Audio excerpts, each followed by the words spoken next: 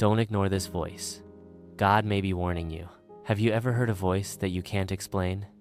Maybe you were in a situation where you felt like you should walk away, but you didn't. Or maybe you had a gut feeling about something, but you ignored it and then something bad happened. We've all been there. But what if this voice is more than just your intuition? What if it's God trying to warn you? In today's video, we're going to talk about what this voice might be and what you should do when you hear it. So, make sure to watch until the end. What is this voice? First, let's take a look at what the Bible says about the voice of God. In John 10:27, Jesus says, "My sheep hear my voice, and I know them, and they follow me." And in Jeremiah 31:3, God says, "The voice of my people as a multitude.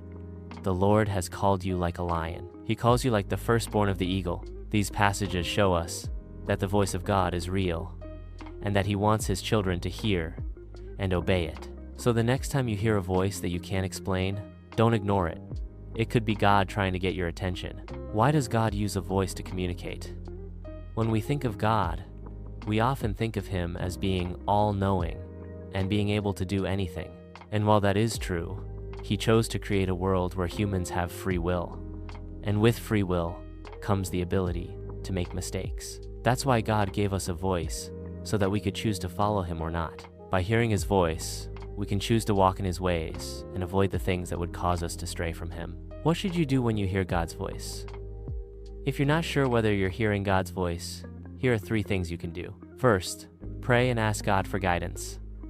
James 4:28 says, "Draw near to God, and He will draw near to you." As you draw closer to God through prayer, you'll begin to hear His voice more clearly. Second, study the Bible.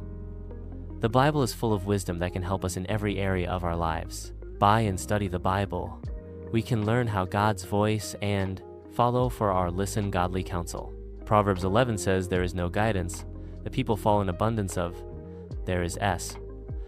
When listened to wisely, people gain insight that we may have on our own hearing of God an incredible experience should not be when you hear a voice that you can't explain. Take the 2. Listen. See what God is trying to tell you. By doing, you'll be able life that is to Him in glory. Thank you for watch video. If you enjoyed it, please share it with your friends and family. Also, don't forget to subscribe so you never miss out on any of our future videos. We wish you all the best, and we'll see you in the next.